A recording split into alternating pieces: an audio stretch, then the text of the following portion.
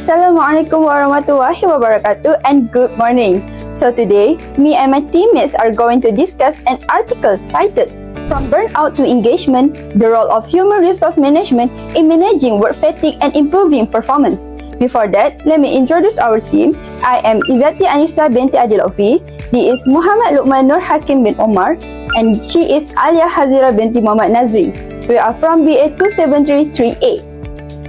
The modern pressure to remain constantly connected is driving a significant rise in workplace burnout. How can organizations prevent this progression from dedication to exhaustion? The core issue is clearly stated, which is escalating productivity demands diminish performance by causing profound work fatigue. According to Loati et al. 2026, modern data published in the study highlights how excessive workloads and intense job demands create a direct path to severe psychological stress. Furthermore, a study by Abdi Negara and Radikun 2026 directly connects the exhaustion to higher employee turnover. To address these challenges, Idrus adopted a descriptive qualitative approach. It is analyzing secondary literature, including research reports and academic journals, to identify solutions applicable across general organizational frameworks. A concise overview of the research reveals a clear framework. First, who? It focuses on the relationship between fatigue employees and the HR leaders supporting them. Second, what?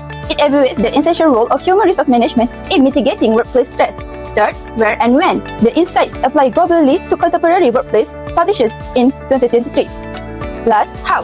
By synthesizing existing academic data to establish more resilient management frameworks. The fundamental takeaway is that burnout is an organizational responsibility rather than an individual failure. According to Arifin and Rahmawati 2026, strategic HR interventions are key to optimizing performance since given that job satisfaction directly enhances productivity. So based on the journal being discussed, several critical issues have been identified that reflect the reality faced by many employees today.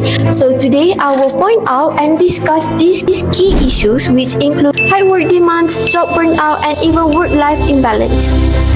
So the first issue I would like to highlight is high work demands and pressure. So according to a report by the Star, many Malaysian employees are currently facing increasing stress due to long working hours and the expectation to always be available to work, even outside normal office hours. So this shows that the modern workplace has created an always-on culture where employees are expected to respond to emails, messages, and tasks at any time.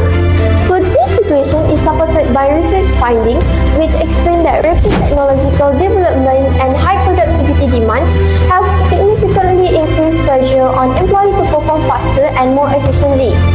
As a result, employees are not only dealing with workload pressure but also emotional strain because they have very limited time to work to disconnect from work responsibilities. The second issue is job burnout and work fatigue. So a report from Manpower Malaysia highlights that many Malaysian workers are experiencing burnout due to heavy workloads and continuous workplace pressure. So burnout is not simply normal tiredness after work. It is a deeper condition involving emotional, physical, and mental exhaustion caused by long-term stress exposure. So when employees reach this stage, their motivation decreases, their job satisfaction drops, and their ability to perform effectively is significantly reduced. So this also supported by academic research which explains that work fatigue directly leads to reduced performance, increased mistakes, and lower engagement in the workplace. Therefore, burnout is not only an individual issue but also an organizational problem that affects productivity and overall workplace efficiency. So now for the third issue or the last issue is work-life imbalance and the decline in household quality.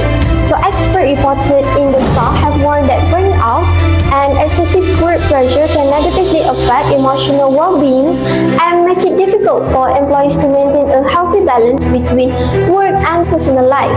So in many cases, work stress does not stay in the workplace, instead it follows employees to home where they continue thinking about the deadline, tasks, and job responsibilities even during personal time. So this creates a situation where employees are physically present with their families but also mentally still connected to work. As a result, family interaction may decrease, personal relationship may become strained, and overall household quality and life satisfaction may gradually decline. But how can we settle down this issue from getting any worse, Luqman? Do not worry, Alia. Every problem has its own solutions. The first solution that we can address for this issue is workload and schedule management. Organizations should ensure that tasks are distributed fairly among employees so that no one is overloaded with excessive work. Managers should regularly review employees' workload and reassign tasks when necessary to prevent stress and burnout. For example, if one employee is handling several projects at the same time, some tasks can be redistributed to other team members to create a more balanced workload. In addition, organizations can introduce flexible scheduling, which allows employees to have greater control over their working hours. This helps employees balance their work and personal responsibilities more effectively. As a result, employees are less likely to experience burnout and can maintain their productivity and also well-being. The second solution is effective communication and management support. Organizations should encourage open and transparent communication between managers and also employees. When employees clearly understand their responsibilities, goals, and also expectations, they are less likely to feel confused and overwhelmed. Managers should also create opportunities for employees to share their concerns, challenges, and suggestions. In addition, managers should provide emotional support, recognition, and coaching to employees. For example, regular one-to-one discussions can help managers identify problems early and provide appropriate guidance. When employees feel supported and appreciated, they become more motivated, engaged, and confident in their work. This can help reduce burnout and create a healthier working environment. And the last solution is the implementation of work-life balance facilities. Organizations should create a work environment that supports employees in balancing their work and personal life.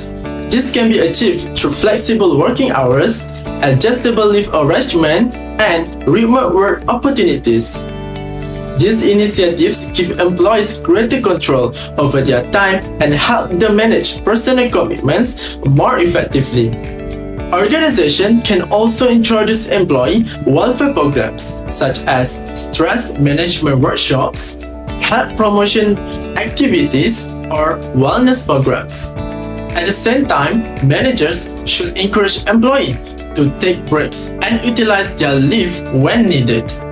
By promoting a healthy work-life balance, organizations can improve employee well-being, reduce work fatigue, and enhance overall job satisfaction and also performance.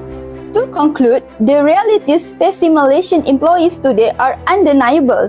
High work demands, chronic burnout, and a declining quality of family life are no longer just individual struggles, but also present organizational challenges that diminish both human well-being and corporate performance. But as we have discussed, these issues are entirely preventable through deliberate and strategic HR interventions. By actively managing workloads, cultivating supportive, open communication, and implementing genuine work-life balance facilities, organizations can effectively stop the cycle of exhaustion. Ultimately, shifting from burnout to engagement is not just about reducing stress. It is about rebuilding a sustainable workplace culture. It is because when organizations truly invest in protecting their people, sustainable performance naturally follows. That's all from us. Thank you.